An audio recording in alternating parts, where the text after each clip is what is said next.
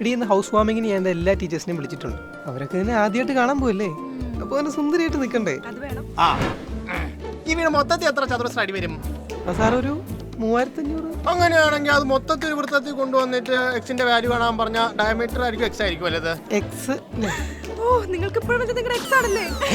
X ആണ് വലുത്, ഭാര്യ ആയിരിക്കും അല്ലേ? അതെ സാർ. ആ കൊള്ളാം. വീടൊക്കെ കൊള്ളാം, പക്ഷെ ഇവിടെ ഒരു ചരിത്രം ഇറങ്ങി കിടപ്പുണ്ട്, അറിയോ? അയ്യോ അതറിയില്ല, പക്ഷെ അപ്പുറത്തെ റൂമിൽ പിന്നെ അമ്മാവൻ കിടന്നുറങ്ങുന്നു. ആളെ വിളിക്കട്ടെ?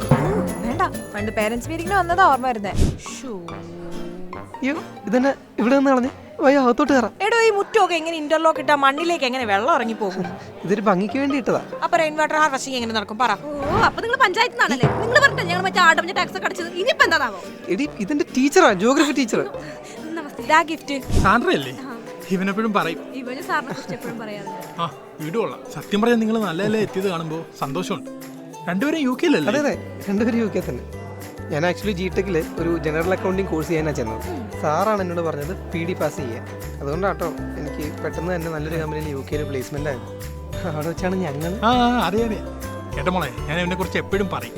ആ രക്ഷപ്പെട്ടില്ലെങ്കിലും ഇവൻ രക്ഷപ്പെടുമെന്ന് ഉറപ്പാണ്. ഇങ്ങനെയൊന്നും അല്ല സാറ് പണ്ട് പറഞ്ഞുകൊണ്ടിരുന്നത്. Gift ready